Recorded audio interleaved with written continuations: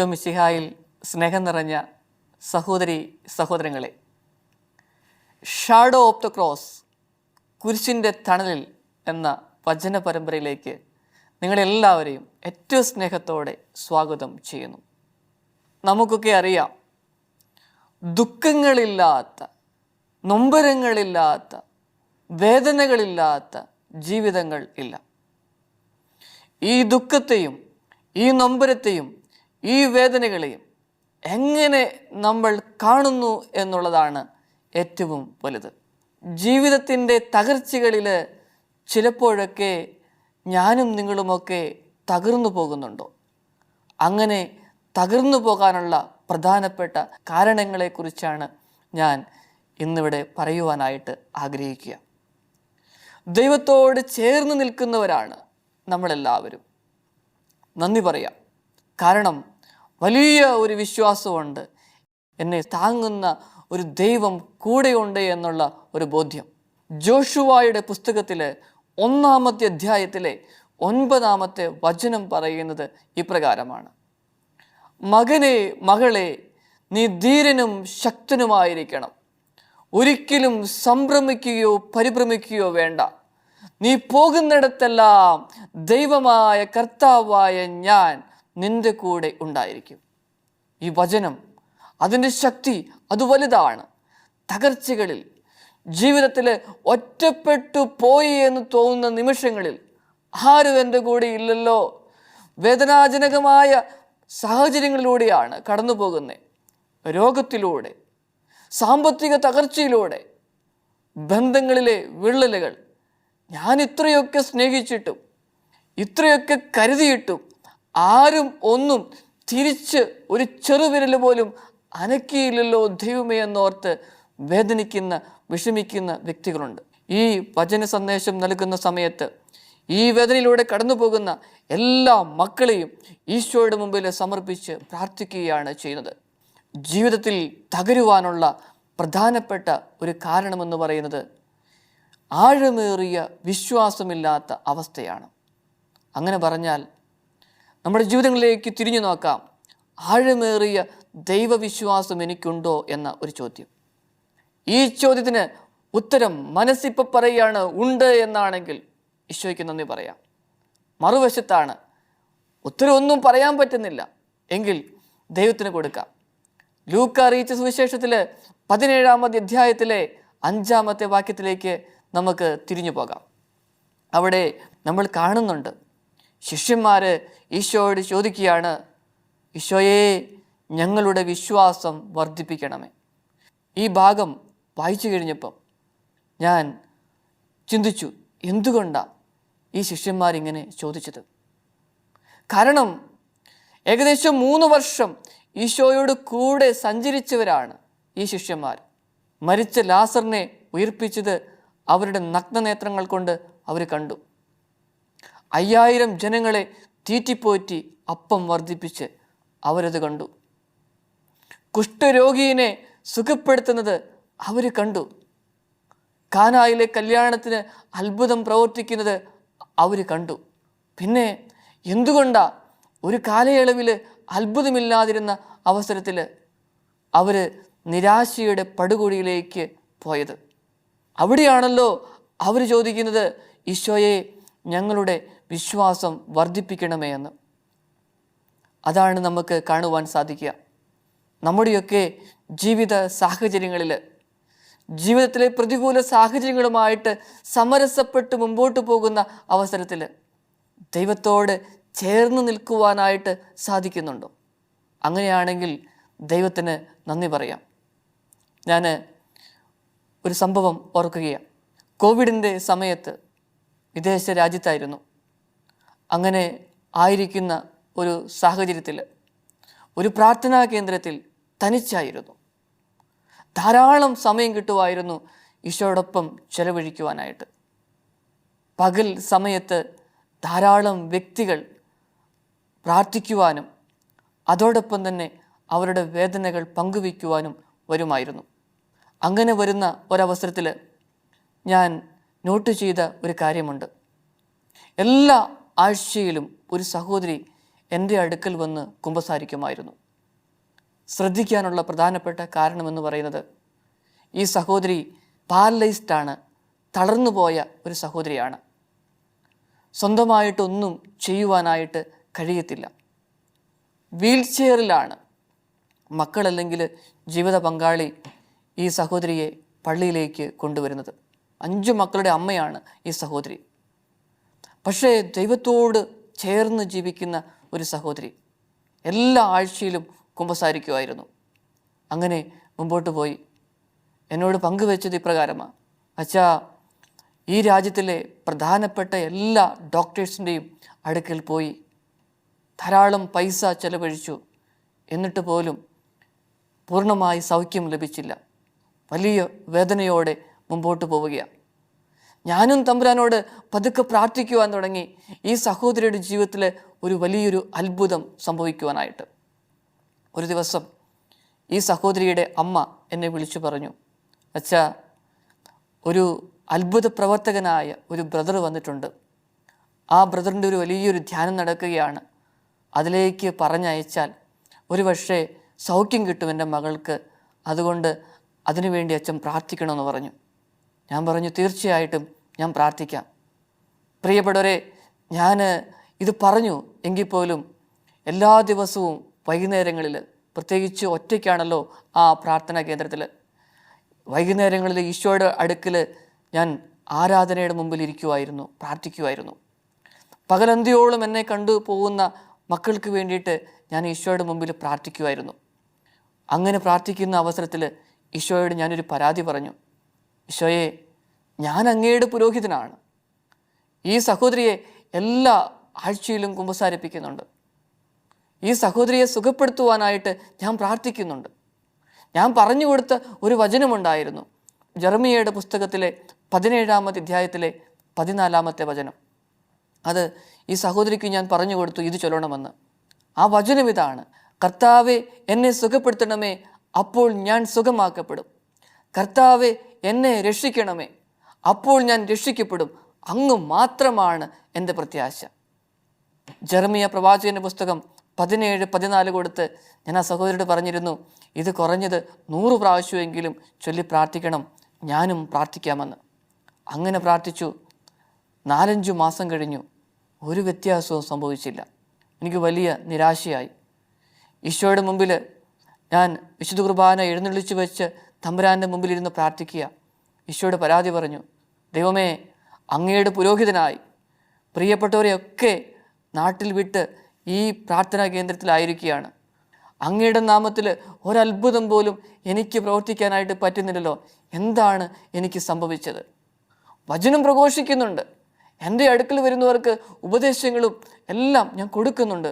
പക്ഷെ ദൈവമേ, അങ്ങ് എത്രയോ പേരെ സുഖപ്പെടുത്തി, ഒരു സൗഖ്യമെങ്കിലും എന്തെങ്കിലും കൊടുക്കാനായിട്ട് എനിക്ക് സാധിക്കുന്നില്ലോ എന്ന് ഞാൻ കണ്ണുനീരോട് കൂടെ പ്രാർത്ഥിച്ച നിമിഷങ്ങളുണ്ട്. ഒരു ദിവസം വൈകുന്നേരം ഏകദേശം 8:30-8:45 സമയത്ത് ഈ സഹോദരി എന്നെ ഫോണിൽ വിളിച്ചു. ചോദിച്ചു, അച്ഛാ, അച്ഛൻ വിശുദ്ധ കുർബാനയുടെ മുമ്പിലിരുന്ന് പ്രാർത്ഥിക്കുകയാണോ എന്ന് എന്നോട് ചോദിച്ചു. ഞാൻ പറഞ്ഞു, ഞാൻ പ്രാർത്ഥിക്കുകയാണ്, പ്രത്യേകിച്ച് സഹോദരിക്ക് വേണ്ടി പ്രാർത്ഥിക്കുകയാണ്, ദൈവം വലിയ അത്ഭുതം പ്രവർത്തിക്കുമെന്ന്. അപ്പോൾ എന്നോട് ആ സഹോദരി പറഞ്ഞു, അച്ഛൻ, നമുക്ക് ഒരുമിച്ച് പ്രാർത്ഥിക്കാം. കാരണം ഇന്ന് വലിയ വേദനയുള്ള ഒരു ദിവസമാണ്. 5 മക്കളുണ്ട്. ഇളയ 2 മക്കളും, അവരെയൊക്കെ ഞാൻ ഒത്തിരി സംരക്ഷിക്കേണ്ട, സ്നേഹം കൊടുക്കേണ്ട, വാത്സല്യം കൊടുക്കേണ്ട, അവർക്ക് ഒത്തിരി കാര്യങ്ങൾ ഞാൻ ചെയ്തു കൊടുക്കേണ്ടതാണ്. പക്ഷേ എനിക്കതൊന്നും സാധിക്കുന്നില്ലല്ലോ എന്ന് ഓർക്കുമ്പം ഭയങ്കര വിഷമമാണ്. അതുകൊണ്ട് ഇന്ന് ഒരു വശത്ത് മനസ്സിൻ്റെ ഒരു വേദന, മറുവശത്ത് ശാരീരികമായി ഇനി ഒരിക്കലും ഈ കട്ടിൽ നിന്ന് എഴുന്നേക്കാൻ പറ്റുമോ എന്ന് തോന്നുന്നില്ല അച്ഛാ. അത്രമാത്രം മനസ്സ് വേദനയിലൂടെ മരവിച്ചു പോയി. ഞാൻ പ്രാർത്ഥിക്കാഞ്ഞിട്ടാണോ അച്ഛാ? ഡോക്ടേഴ്സിൻ്റെ അടുത്തിലേക്ക് പോകാഞ്ഞിട്ടാണോ? എന്താണ് എനിക്ക് സംഭവിച്ചത്? ആ സമയം ഒരുമിച്ച് ഞങ്ങൾ പ്രാർത്ഥിക്കുവാനായിട്ട് ശ്രമിച്ചു. ഞാനിങ്ങനെ ആദ്യം വചനം ചൊല്ലി പ്രാർത്ഥിച്ചു, കർത്താവെ, എന്നെ സുഖപ്പെടുത്തണമേ, അപ്പോൾ ഞാൻ സുഖമാക്കപ്പെടും. ഈ സഹോദരിയും ഇങ്ങനെ ചൊല്ലി പ്രാർത്ഥിച്ചു. ഇങ്ങനെ പ്രാർത്ഥിക്കുന്ന അവസരത്തിൽ മനസ്സിൽ ഒരു പ്രചോദനം, ഒരു സന്ദേശം, അങ്ങനെ വേണമെങ്കിൽ പറയാം. ആ മകളോട് പറയുക, എഴുന്നേറ്റ് നടക്കുക എന്ന്. അങ്ങനെ പറയാനായിട്ട് ഒരു പ്രചോദനം എനിക്ക് ലഭിച്ചു. പക്ഷെ ഞാൻ പറഞ്ഞില്ല. കാരണം ഞാൻ അങ്ങനെ പറഞ്ഞ് അങ്ങനെ സംഭവിച്ചില്ലെങ്കിൽ പിന്നീടുള്ള ആ സഹോദരിക്ക് എന്നിലുള്ള ഒരു ട്രസ്റ്റ് ഉണ്ട്, ഒരു വിശ്വാസം, അത് നഷ്ടപ്പെടും. ചിലപ്പോൾ ഈ പള്ളിയിൽ പോലും വരത്തില്ല. അപ്പം അതുകൊണ്ട് ഞാൻ മനസ്സിൽ തീരുമാനമെടുത്തു, എന്തായാലും ഞാൻ പറയില്ല. ഒരുപക്ഷെ ഞാൻ ബൈബിൾ വായിച്ചിട്ടുണ്ട്, അതിൽ ഈശോ ബാലികയെ എഴുന്നേൽക്കൂ നടക്കൂ എന്ന് പറഞ്ഞിട്ടുണ്ട്. അതൊക്കെ ഒരുപക്ഷെ പ്രാർത്ഥിച്ച അവസരത്തിൽ എൻ്റെ മനസ്സിലേക്ക് വന്നിരിക്കാം. അതുകൊണ്ട് ഞാൻ തീരുമാനമെടുത്തു, എന്തായാലും ഞാൻ പറയില്ല എന്ന്. എന്നാൽ ആ പ്രാർത്ഥന ഏകദേശം 10-15 മിനിറ്റ് നീണ്ടു നിന്നു. ഞാനറിയാതെ ആ സഹോദരിയോട് എഴുന്നേൽക്കുക നടക്കുക എന്ന് ഞാൻ പറഞ്ഞു. പ്രാർത്ഥനയെല്ലാം കഴിഞ്ഞു. അവസാനം ഞാൻ ആ സഹോദരിയോട് ചോദിച്ചു, സഹോദരി, ഒരു കാര്യം ചെയ്യാവോ? ഒന്ന് പതുക്കെ കട്ടിലിൽ നിന്നും എഴുന്നേറ്റ് നടക്കാനായിട്ട് ശ്രമിക്കാമോ എന്ന് ഞാൻ ആ സഹോദരിയോട് ചോദിച്ചു. ആ സഹോദരി തിരിച്ചു ചോദിച്ചു, അച്ഛൻ എന്താണ് പറയുന്നത്? അച്ഛനല്ലേ പ്രാർത്ഥിച്ച സമയത്ത് പറഞ്ഞത് എഴുന്നേൽക്കുക നടക്കുക എന്ന്? അച്ചോ, ആ സമയം ഞാൻ എഴുന്നേറ്റു. എൻ്റെ ജീവിത പങ്കാളി അപ്പുറത്തെ മുറിയിലിരുന്ന് ജോലി ചെയ്യുന്നുണ്ട്, അവിടം വരെ പോയി തിരിച്ച് ഞാനിതാ പഴയ സ്ഥലത്ത് വന്ന് നിൽക്കുകയാണ് എന്ന്. സ്നേഹമുള്ളവരെ, എൻ്റെ കണ്ണ് നിറഞ്ഞൊഴുകി. ജീവിതത്തിൽ ആദ്യമായിട്ട് കണ്ട ഒരു സംഭവം, പച്ചയായ ജീവിത യാഥാർത്ഥ്യം. അന്നു മുതൽ ഇന്ന് വരെയുള്ള സമയത്ത് എല്ലാ ദിവസവും ഉറങ്ങുന്നതിന് മുൻപ് 30 മിനിറ്റ് സമയമെങ്കിലും വിശുദ്ധ കുർബാനയുടെ മുമ്പിലിരുന്നേ ഞാൻ പോവുകയുള്ളൂ. പ്രിയപ്പെട്ടവരെ, ഒരേ ഒരു കാര്യം എനിക്ക് മനസ്സിലായി, കണ്ണുനീരോടെ വിശ്വാസത്തോടെ പ്രാർത്ഥിച്ചാൽ ദൈവം തരാത്ത കാര്യങ്ങളില്ല. കഴിഞ്ഞ ജൂൺ മാസം ആ സഹോദരിയും മക്കളും കൂടെ വിദേശ രാജ്യത്തു നിന്ന് വന്ന് ഇവിടെ ഡിവൈൻ ധ്യാന കേന്ദ്രത്തിലാണ് ഞാൻ ശുശ്രൂഷ ചെയ്യുന്നത്, എന്നെ സന്ദർശിച്ചു. അവർ തിരിച്ചുപോയി. വളരെ ആരോഗ്യത്തോടെ എല്ലാ കാര്യങ്ങളും ഇപ്പോൾ ചുറുചുറുക്കോടെ തീക്ഷ്ണതയോടെ ചെയ്യുന്നു. ഇതാണ് ദൈവം പ്രവർത്തിച്ച വലിയ അത്ഭുതം. ഇത് എൻ്റെ ജീവിതത്തിൽ വലിയ മാറ്റമുണ്ടായി. പട്ടം കിട്ടി 10 വർഷങ്ങൾക്ക് ശേഷമാണ് ഞാൻ വിദേശ രാജ്യങ്ങളിലേക്ക് പോയത്. ഈ 10 വർഷവും ഞാൻ കുർബാന ചൊല്ലുമായിരുന്നു, പ്രാർത്ഥിക്കുമായിരുന്നു. എന്നാൽ വിശുദ്ധ കുർബാനയുടെ മുമ്പിലിരുന്ന് കണ്ണുനീരോടെ ഇങ്ങനെ പ്രാർത്ഥിച്ചപ്പം ദൈവം വ്യക്തികളെ തൊടാൻ തുടങ്ങിയെന്ന് മനസ്സിലായപ്പോൾ എനിക്ക് മനസ്സിലായി, എൻ്റെ വിശ്വാസം ആഴങ്ങളിലേക്ക് വർദ്ധിച്ചു. ജീവിതത്തിൽ എന്തു വേദനയുണ്ടായാലും ഞാനിപ്പോൾ ചെയ്യാറുള്ള ഒരേ ഒരു കാര്യമാണ്, വിശുദ്ധ കുർബാനയുടെ മുമ്പിൽ ചെല്ലും, അവിടെ ഇരിക്കും, ഈശോയുടെ കരങ്ങളിലേക്ക് കൊടുക്കും. നമുക്കൊക്കെ നമ്മളെ സ്നേഹിക്കുന്ന ധാരാളം വ്യക്തികളുണ്ട്. വേദനയുണ്ടാകുമ്പം, ദുഃഖമുണ്ടാകുമ്പോൾ നമ്മൾ അവരോട് പറയും, നല്ലതാണ്, ഞാൻ അങ്ങനെ ചെയ്യാറുണ്ട്. എന്നാൽ അവരെക്കാളൊക്കെ അധികമായിട്ട് ജീവിതത്തിൽ ഒരുപാട് പ്രതികൂല സാഹചര്യങ്ങളും വേദനകളും വരുമ്പോൾ വിശുദ്ധ കുർബാനയുടെ മുമ്പിൽ ഞാൻ ഈശോയുടെ മുമ്പിലിരിക്കും. ഈശോയെ, ഇത്രമാത്രം വേദനയുണ്ട് കേട്ടോ, ദുഃഖമുണ്ട് കേട്ടോ, ഇത്രമാത്രം കാര്യങ്ങൾ ചെയ്തു തീർക്കാനുണ്ട് കേട്ടോ എന്ന് പറയും. അല്ലെങ്കിൽ ആരെങ്കിലും പ്രാർത്ഥിക്കണമെന്ന് പറഞ്ഞാൽ ദൈവമേ ആ കുടുംബത്തെ സമർപ്പിച്ച് പ്രാർത്ഥിക്കും. അങ്ങനെ ആ വിശ്വാസം പതുക്കെ പതുക്കെ വളർന്ന് വലിയ അത്ഭുതങ്ങൾ കാണുവാനായിട്ട് ഇടയാക്കി. സങ്കീർത്തനത്തിൻ്റെ പുസ്തകത്തിൽ 55-ാമത്തെ അധ്യായത്തിൽ 17-ാമത്തെ വചനം പറയുന്നത് ഇപ്രകാരമാണ്: ദൈവമേ, സന്ധ്യയിലും പ്രഭാതത്തിലും മധ്യാഹ്നത്തിലും ഞാൻ ആവലാതിപ്പെട്ട് കരയും, അവിടുന്ന് എൻ്റെ പ്രാർത്ഥന കേൾക്കും. ദൈവത്തിൻ്റെ തിരുമുമ്പിലിരുന്ന് വിശ്വാസത്തോടെ ആവലാതിപ്പെട്ട് കരഞ്ഞാൽ, കണ്ണുനീരോട് ചോദിച്ചാൽ ദൈവം കേൾക്കാത്ത പ്രാർത്ഥനകളില്ല. ദൈവം നമ്മളെ അനുഗ്രഹിക്കും. ഈശോ തളർവാദ രോഗിയുടെ അടുക്കിലേക്ക് ചെല്ലുകയ, ബെത്സയിദ കുളക്കരയിലേക്ക്. 38 വർഷം പഴക്കമുള്ള തളർവാദം. അവൻ്റെ അടുക്കൽ ഈശോ എത്തുകയാ. അവൻ്റെ വേദന ഈശോ മനസ്സിലാക്കുക. ആ മനസ്സിലാക്കിയിട്ട് അവനോട് ചോദിക്കുക, മകനെ, സുഖപ്പെടുവാനായിട്ട് നിനക്ക് ആഗ്രഹമുണ്ടോ? അവൻ പറയുക, കർത്താവേ. അവൻ്റെ പരാതി പറയുക, ഈശോയെ, വെള്ളമിളകുമ്പോൾ ആ കുളത്തിലേക്ക് ഇറക്കുവാനായിട്ട് ആരുമില്ല കർത്താവേ എന്ന് അവൻ വേദനയോട് പറയുക. അങ്ങനെ പറയുന്ന അവസരത്തിൽ പ്രിയപ്പെട്ടവരെ, ദൈവം അത്ഭുതം പ്രവർത്തിക്കുകയാണ് ചെയ്യുന്നത്. അവിടെ നമുക്കറിയാം, ഈശോ അവനോട് പറഞ്ഞു, മകനേ, നിന്റെ കിടക്കയും എടുത്ത് നീ നടക്കുക. ജീവിതത്തിൻ്റെ പകുതി അങ്ങനെ വേണമെങ്കിൽ പറയാം. അവൻ തളർവാദ രോഗിയായിട്ട് കടന്നു. ഈശോ അവൻ്റെ അടുക്കിലേക്ക് ചെന്നു. ഈ തളർവാദ രോഗി സുഖപ്പെടുത്തുവാനായിട്ട് ഈശോയോട് അങ്ങോട്ട് ചോദിച്ചില്ല. പക്ഷേ ഈശോ അവൻ്റെ അടുക്കലെത്തി അവനെ സുഖപ്പെടുത്തുക ചെയ്യുക. വീണ്ടും 18 വർഷം കൂന് വഹിച്ചുകൊണ്ട് നടന്ന ഒരു സ്ത്രീയുണ്ട്. ലൂക്ക അറിയിച്ച സുവിശേഷത്തിൽ വ്യക്തമായി അതിനെക്കുറിച്ച് പ്രതിപാദിക്കുന്നുണ്ട്. ഈ സ്ത്രീയെ സംബന്ധിച്ചിടത്തോളം കൂന് വലിയൊരു ഭാരമായിരുന്നു. 18 വർഷം ശരീരത്തിൻ്റെ ഭാരം വഹിച്ച ഈ മകള് ജീവിച്ചിരുന്നത്. ഈ മകളുടെ അടുക്കലേക്ക് സിനഗോഗിൽ ഈശോ എത്തുക. ഇവരുടെ വേദന കണ്ടു ഈശോ അവളെ സുഖപ്പെടുത്തുന്നു. വീണ്ടും 12 വർഷം രക്തസ്രാവമുള്ള ഒരു സ്ത്രീ ഉണ്ടായിരുന്നു. ഉള്ളിൻ്റെ ഉള്ളിൽ വിശ്വസിച്ചു ഈശോയുടെ അടുക്കൽ ചെല്ലണം. ഈശോയുടെ അടുക്കൽ ചെന്ന് വെച്ചിട്ട് ചോദിക്കാൻ വലിയ ബുദ്ധിമുട്ടാണ്. അതുകൊണ്ട് ഈ ഒരു വിഷമം, ഈ രോഗത്തെക്കുറിച്ച് പറയാനും വിഷമമാണ്. അവളൊരു തീരുമാനമെടുത്തു, ഈശോയുടെ വസ്ത്രത്തിൽ ഒന്ന് സ്പർശിക്കണം. അതുമാത്രമേ അവൾ ചെയ്തുള്ളൂ. ഈശോയുടെ വസ്ത്രത്തിൽ അവൾ സ്പർശിച്ചു, അവളും സുഖപ്പെട്ടു. 38 വർഷം പഴക്കമുള്ള തളർവാദം, 18 വർഷം പഴക്കമുള്ള കൂന്, 12 വർഷം പഴക്കമുള്ള രക്തസ്രാവം, ഇവ മാറ്റുവാനായിട്ട് സാധിച്ചാൽ നമുക്കൊരു ദൈവമായ കർത്താവുണ്ട്. ആ കർത്താവിന് അസാധ്യമായ ഒരു കാര്യവും ഇല്ല. പ്രിയപ്പെട്ടവരെ, ഒരുപക്ഷെ ചിന്തിക്കും, കുടുംബജീവിതത്തിലേക്ക് പ്രവേശിച്ചു, ആദ്യ നാളുകളിൽ തന്നെ മനസ്സിലായി എനിക്ക് പറ്റിയ ജീവിത പങ്കാളിയല്ല എനിക്ക് ലഭിച്ചത്. ദൈവമേ, എങ്ങനെ ഈ കുടുംബത്തിൽ അഡ്ജസ്റ്റ് ചെയ്ത് മുമ്പോട്ട് പോകും? വലിയ പ്രാരാബ്ധം, വലിയ വേദന, തിക്ത അനുഭവം, എങ്ങനെ ഈ മനുഷ്യൻ്റെ കൂടെ ജീവിക്കുമെന്നുള്ള ഒരു ചിന്ത, വലിയ ദുഃഖം, വലിയ ഭാരം. പ്രിയപ്പെട്ടവരെ, അവിടെ ദൈവത്തിൻ്റെ ചൈതന്യമുണ്ട്. വിശ്വസിക്കുക, ഈ ഭാരം, ഈ ദുഃഖം, ഇതെല്ലാം ഈശോയുടെ മുമ്പിലേക്ക് കൊടുക്കുക, വിശ്വസിക്കുക. യെശയ്യാ പ്രവാചകന്റെ പുസ്തകത്തിൽ 58-ാമത്തെ അധ്യായത്തിൽ 9-ാമത്തെ വചനം പറയുന്നത് ഇപ്രകാരമാ: നീ പ്രാർത്ഥിച്ചാൽ കർത്താവ് ഉത്തരമരുളും, നീ നിലവിളിക്കുമ്പോൾ ഇതാ ഞാൻ എന്ന് മറുപടി നൽകും. നീ പ്രാർത്ഥിച്ചാൽ കർത്താവ് ഉത്തരമരുളും, നീ നിലവിളിക്കുമ്പോൾ ഇതാ ഞാനെന്ന് മറുപടി നൽകും. പ്രിയപ്പെട്ടവരെ, അങ്ങനെയെങ്കിൽ കണ്ണുനീരോടെ പ്രാർത്ഥിച്ച് ഒരുപക്ഷെ ജീവിതത്തിൽ വർഷങ്ങളായി കൊണ്ടു നടക്കുന്ന വേദനയില്ലേ, തിക്ത അനുഭവങ്ങളില്ലേ, ആ വേദനകളും ആ വിഷമതകളെല്ലാം ഈശോയുടെ മുമ്പിലേക്ക് കൊടുക്കുവാനായിട്ട് പറ്റുമോ? ആ തകർച്ചയിൽ ഇടപെടുന്ന ഒരു ദൈവത്തെ നമുക്ക് കാണുവാനായിട്ട് സാധിക്കും. തകർച്ചയിൽ നമ്മൾ തളർന്നു പോകുവാനുള്ള രണ്ടാമത്തെ കാര്യം എന്ന് പറയുന്നത് പ്രതീക്ഷയില്ലാത്ത അവസ്ഥയാണ്.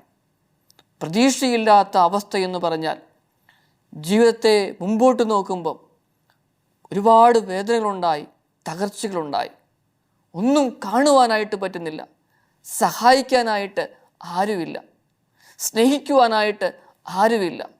അങ്ങനെ മനസ്സ് മരവിച്ചു പോയ ജീവിതങ്ങളുണ്ട്. വേദനയിൽ ആരുമില്ലല്ലോ. ഏകാന്തതയിലേക്ക് പോകുന്നവർ, ഏകാന്തത അത് വിഷാദത്തിലേക്ക് നയിക്കും. വിഷാദം അതിൻ്റെ മൂർധന്യാവസ്ഥയിലേക്ക് എത്തുമ്പം ആത്മഹത്യയിലേക്ക് നയിക്കും. പ്രിയപ്പെട്ടവരെ, ഓർക്കുക, പ്രതീക്ഷയുണ്ട്. ഞാൻ പറഞ്ഞില്ലേ, 38, 12, 18 വർഷമായ രോഗം സുഖപ്പെടുത്തുവാൻ കഴിയുവാണെങ്കിൽ മനസ്സിൻ്റെയും ശരീരത്തിൻ്റെയും ഒക്കെ രോഗങ്ങൾ സുഖപ്പെടുത്തുവാനായിട്ട് കഴിവുള്ളവനായ ഒരു ദൈവമാണ് നമ്മുടെ കൂടെയുള്ളത്. അതുകൊണ്ടാണ് യെശയ്യാ പ്രവാചകന്റെ പുസ്തകത്തിൽ 40-ാമത്തെ അധ്യായത്തിലെ 31-ാമത്തെ വചനം പറയുന്നത് ഇപ്രകാരം: കർത്താവിൽ ആശ്രയിക്കുന്നവൻ വീണ്ടും ശക്തി പ്രാപിക്കും, അവൻ കഴുകനെ പോലെ ചെറുകടിച്ചീരും, ഓടിയാൽ ക്ഷീണിക്കുകയില്ല, നടന്നാൽ തളരുകയില്ല.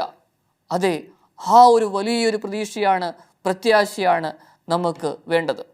ജീവിതത്തിൽ നമ്മൾ തളർന്നു പോകുന്ന, അതിന് സാധ്യതയുള്ള മൂന്നാമത്തെ കാര്യമെന്ന് പറയുന്നത് ക്ഷമിക്കാൻ പറ്റാത്ത അവസ്ഥയാണ്. ക്ഷമിക്കാൻ പറ്റാത്ത അവസ്ഥ. ക്ഷമിക്കണം എന്ന് പറയാൻ എളുപ്പമാ പ്രിയപ്പെട്ടവരെ, എന്നാൽ വേദനയും മുറിവുകളുമെല്ലാം ഓർക്കുമ്പം ഒരിക്കലും ക്ഷമിക്കാൻ പറ്റാത്ത വേദനകളും ദുഃഖങ്ങളും ഹൃദയത്തിൽ പേറി ജീവിക്കുന്നവർ ഇപ്പോഴും ഉണ്ട്. എന്നാൽ ഈശോ പ്രാർത്ഥിച്ചില്ലേ കുരിശിൽ? അതുപോലെ ഒന്ന് പ്രാർത്ഥിക്കാൻ, അവർക്ക് വേണ്ടി ഒന്ന് പ്രാർത്ഥിച്ചുകൊണ്ട് മനസ്സൊന്ന് ഒരുക്കാൻ സാധിച്ചാൽ ആ തകർച്ചയെ നേരിടാൻ പറ്റും. മനഃശാസ്ത്രജ്ഞന്മാർ പറയുന്ന ഒരു കാര്യമുണ്ട്: എനിക്കാരോടെങ്കിലും വെറുപ്പോ വിദ്വേഷമോ ഒക്കെ ഉണ്ടെങ്കിൽ ഞാൻ രാവും പകലും ഊണിലും ഉറക്കത്തിലുമെല്ലാം അവരെ വഹിച്ചുകൊണ്ടാണ് നടക്കുന്നത്. എന്തിനാണ് ഞാൻ ഊണിലും ഉറക്കത്തിലുമൊക്കെ ഇവരെ വഹിച്ചുകൊണ്ട് നടക്കുന്നത്? ആ ഭാരം ദൈവത്തിന് കൊടുക്കണം. അങ്ങനെ നമുക്ക് അതിജീവിക്കുവാനായിട്ട് സാധിക്കും.